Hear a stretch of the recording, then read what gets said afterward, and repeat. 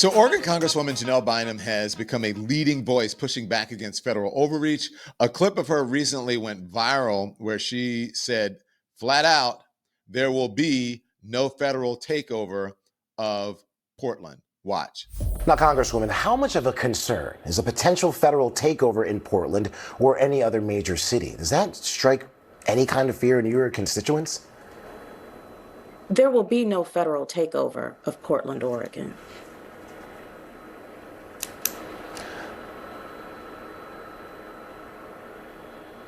Okay, Congresswoman Janelle Bynum, I think we have some issues there. Now, with the National Guard deployed in multiple states and reports of ICE detaining protesters and asylum seekers in Oregon, tensions are rising. Congresswoman Bynum joins us now to discuss what is really happening on the ground in Oregon. Thank you for joining. It's good to see you. How are you? I'm hanging in there, holding on. There was no technical glitch in that. You said what you said. No glitch. I had listened. This is the thing you have to hear. I had listened to a lot of propaganda in the run up to that interview, both on News Nation and with ABC. And so by the time we got there, I'm like, this is crazy. We're not going to normalize crazy. Oh my and we just need to shut it down. Oh my gosh. If I were there, I'd give you a hug because it gets so frustrating. Don't you get frustrating watching some of what was referred to as a mainstream media or corporate media now, because they frame these issues and with like normal conversations, like it is, let's discuss this as if this is normal. This is not normal. What Donald Trump is doing is not normal. And it's very, in some ways, shallow reporting. Like just yesterday, I was talking with a gentleman on News Nation, and they had their run up, and it was getting my blood pressure going. And I told him, like, this feels more like college game day than it does, regular news reporting. Like, I feel like we're about to go into a game, and there was the and raising your blood pressure and raising your energy levels so that you want to go out and fight Antifa too. And that part was really, I think I'm noticing that more and more as I'm talking with more media. It's like, okay, guys, let's do some research. Let's get what the real issue is on the ground, and let's stop like supposing what's happening and actually get what's happening. I love what you're saying. It's like game day. I call it like sports reporting, like now we're on the 50-yard line and now we're this. And what do you say? What happens? And then people sitting around these panels, like just fighting with each other. I'm like, what is getting accomplished? And it's not a game. And this is my point. This is not a game. This is people's lives. So let's talk about the lives. So it's the lives of the people in the community. They were running a clip about how fentanyl had, exploded in Seattle, and they showed people, kind of crashed out on the street. And my position is, yes, fentanyl is a problem. We need to fix this problem. But we also need to know that those people who are crashed out on the street are somebody. Every person has been birthed by a mother, and they have people that love them.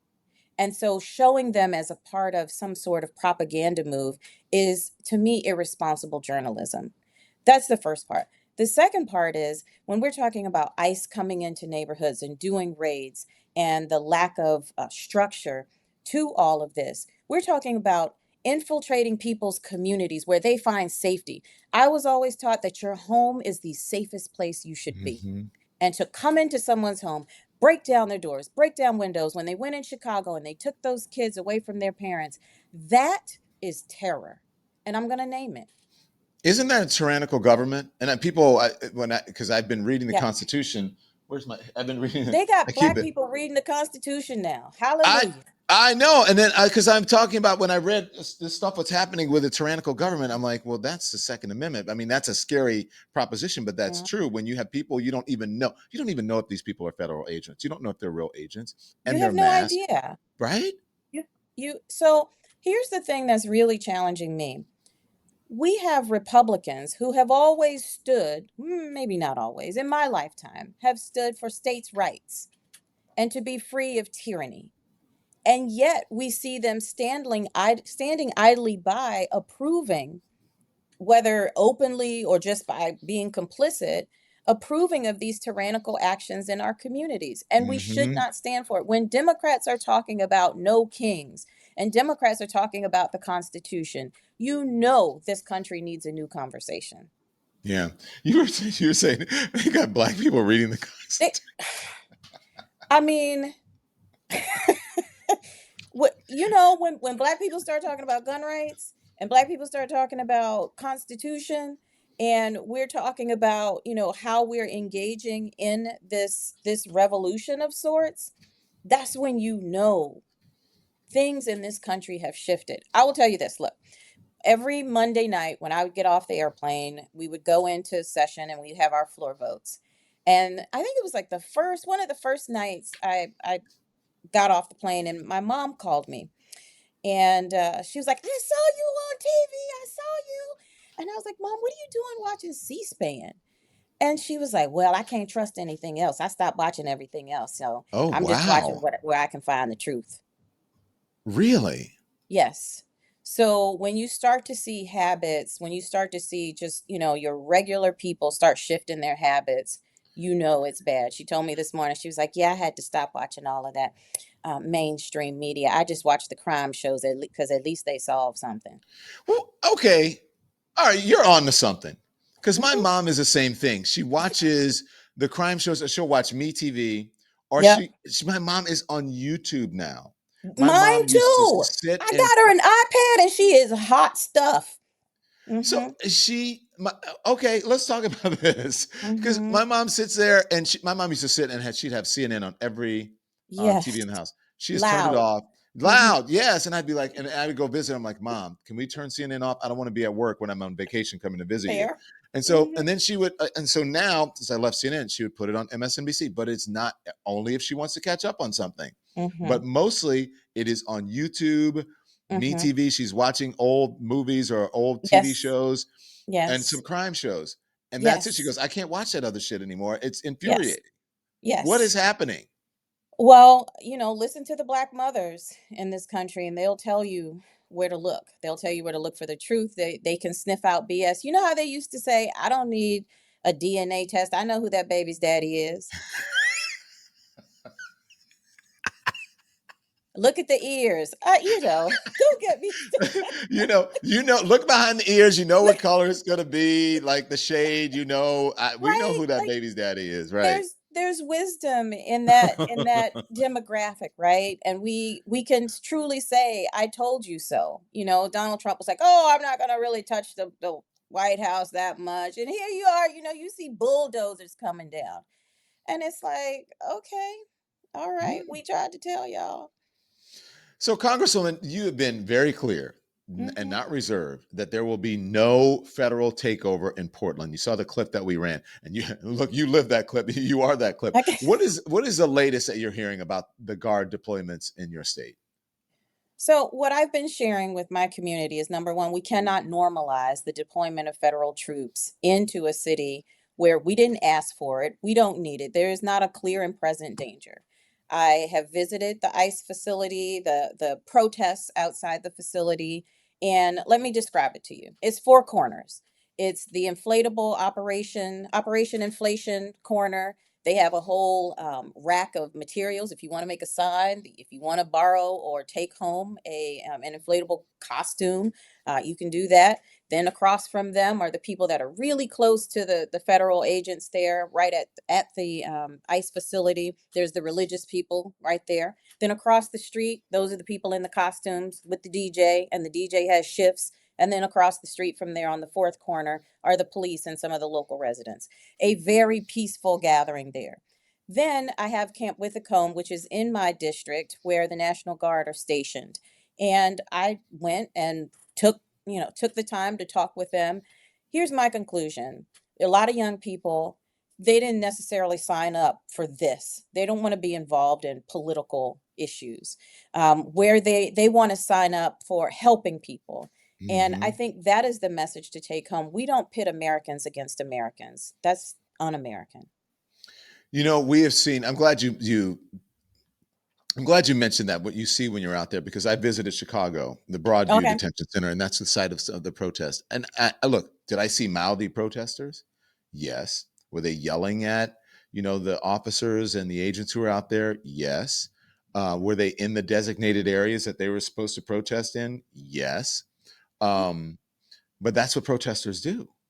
Do you know what I mean? And so, Like, that's the beauty of this country, right? Is that you can say what you want to say. You don't have the right to hurt anyone, but you can say what you want to say. And as much as we don't like it sometimes, that is the beauty of this country. And I think what the calling right now is for the president, he's rejecting uniting the country. And I think it is still possible for us to come together and fight the things that are anti American. So, the theft of our intellectual property, running drugs across our borders, um, stealing our ideas, hacking into our electrical systems. Like, to me, vaccines, making sure that we are not subject to public health crises, the cost of prescription drugs. There are real issues in this country that need to be fought that he could be leading on. And instead, he's waging a war, an internal war in this country that is expensive and, quite frankly, unproductive. um, the skirmishes that I saw and the unrest I saw, this is just me witnessing. Mm-hmm. It was the officers who incited it by pushing the protesters, trying to get them to go away to stop protesting, and then realizing that they perhaps put them in a more dangerous situation because they were sending them into the neighborhoods or onto well-trafficked streets, Mm-hmm. and then trying to put them, then corral them back into the protest zone. And then it was like a lot of confusion. But what I saw was them trying to push the protesters out and then sort of trampling on them, right? And then that's when the unrest started. It was really by the officers for the most part. Now, look, are people attacking where they're throwing some water bottles or whatever? I'm sure that happens. But for the most part, what I witnessed was not like angry protesters out there assaulting agents and officers. So here's what we learned in Portland during the George Floyd protest. I was the chair of the State Judiciary Committee, the House Judiciary Committee. And, I had the police asking me, like, what do we do to get these violent protests to go away? And or riots as they were calling them. And I said, you relieve the grievance and you de-escalate. And so that's the approach that we've taken. And Portland has been a center of being able to de-escalate and to be able to have people express their First Amendment rights. So here's what's happening. When I observed the ICE protests, I saw, like, when they wanted to release cars to come out, they had the men in all of this tactical gear, and they would march them out. And that was a choice because there were times that they had cars coming in and out that they didn't march all the tactical people out. So their ability to de escalate was purely a choice. And I think that is also the case in other cities as well. Where they want to ramp up violence and chaos, they have the choice to do that. Where they want to be peaceful and just kind of hold people back, they have the choice to do that too. So this is clearly a leadership issue. All right, so let's talk more about that because we have seen federal agents and ICE officers detaining people in Oregon, sometimes without clear cause. Yep. Frank Um, Miranda, my say again? constituent. Yeah. My constituent Frank Miranda was abducted, I'm gonna call it what it is, at his place of work, and he is a US citizen, was held for hours, released, no explanation. Mm. Now, this type of dragnet policing and law enforcement to me is reminiscent of, it's just basically modern day slave patrols. You get a bunch of goons picking up people, no explanation, and then you might let them go after you torture them a little bit. What are people telling you? They don't like the idea of the feds coming in and terrorizing people, especially with no explanation and no ability for people to defend themselves or face accusations. I think that's an American concept. I've been hearing from people, the right wing folks, came after me because number one, I talked about the Second Amendment. That always Mm, drives me crazy. It doesn't belong to black and brown people. Remember that. It's mm. just for like white guys in trucks. But um, Oregonian. Have you been yeah, to Oregon? yeah, You have? Okay. You yeah. haven't come to my spot. Okay, you got to come to CD5. I'll show you a good time. We have the signs on the truck that say Oregonian. That's what it looks like here. Oh Lord. So, but my whole thing is that they were saying none of this is happening. They're giving people due process, and the only people it's happening to are Uh-huh. people who are undocumented or Yes. criminals, violent criminals, rapists, and all of that. And I said, well, that's not what my reporting shows. I was on the ground and I interviewed Mm. people who were born here, U.S. citizens who were swept up in these and detained for hours and hours, some of them 10 hours. So are people experiencing that in Oregon? So here's what I think you're getting at is people have different versions of the truth. And Hmm. where you get your information from matters. And as long as people don't have any nexus to anyone that is experiencing, an ICE detention in their family or some sort of, immigration issue, then they believe that it's all over there and it's those people. But here's the interesting thing: the farmers know the truth. The Hmm. farmers know what's happening. I got a call just this weekend, and business owners from an attorney who was hired by an employer and said that, my guy is fully legal, and they just picked him up and I don't know what's happening, right? And so we have food that's unpicked. We have contracts that are being canceled. We have nurseries here in this area, and the nurseries are telling us, like, we have to fix this. These people are in our community, they're part of our family, our small business family, and we don't like what we're seeing. Give us an immigration policy that allows people to be treated with dignity and allows us to do our business. That's what's missing right now. What is this creating a problem for local law enforcement, local police officers? I Well, so in Oregon we have laws that say that our police are limited in what they can do in terms of assisting federal agents. And I think two or three counties have sued and said, can you clarify that for us? And those, of course, are the more conservative counties. And I think actually it's a fair question. Um, so there's not a lot of conflict here. They are limited in what they can do in terms of assistance. And I think it actually has been quite interesting because when I talked with Portland police, their focus was keeping people safe. And when we had a hearing in our Senate, the head of the Oregon, I think it was the Oregon National Guard, said, "We're here to protect protesters," which was really, Mhm. really, really insightful. So, what we want to do is try to keep people safe, try to make sure that all laws are enforced in the country, but that people are not targeted because of their race. You have been very clear. You said there will be no federal takeover. What what does that resistance look like in Yeah. practice? Or what comes next? It means, in the Portland way, it's a level of frivolity. And that's what you see with the inflatable costumes. What you also see is a different tactical approach. Some cities have said, bring out the mafia or bring out the gangs or follow ICE. What it looks like here is mass protest. It looks like information. And the Oregonian newspaper has been, I would say, pretty advanced in the level of reporting that it has done. So for us, I think knowledge is really important and awareness. And then for me at the congressional level, it's been about town halls and giving people the truth and inviting them to share their truth.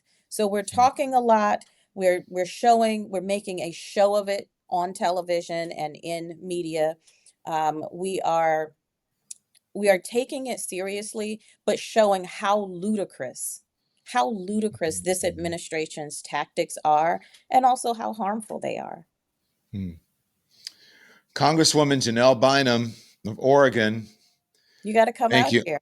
I will come out. Can I come out and do some reporting? Will you help me out? I will, and we'll show you our beautiful. You will see how beautiful Oregon is, and how ridiculous this president's targeting of our state is, and how just wonderful the city of Portland is, and its rise. And you'll witness the resurgence and the renaissance of a great American city, Portland, Oregon. Thank you, Congresswoman. My pleasure. Thanks everyone for watching. Your support means the world to us. So make sure you hit the like button and you subscribe to our channel to make sure that you never ever miss a video. We're live every day, 10 a.m. Eastern time. We drop even more content at 2 p.m. Eastern and 5 p.m. Eastern. And if you want more Don Lemon Show content, we'd love for you to become a member of the Lemon community, where you will receive access to special community posts. You'll get exclusive content and members-only live shows. So head over to our channel page or click the join button on this video. Again, thank you for watching. We appreciate your love and your support, and we will see you next time.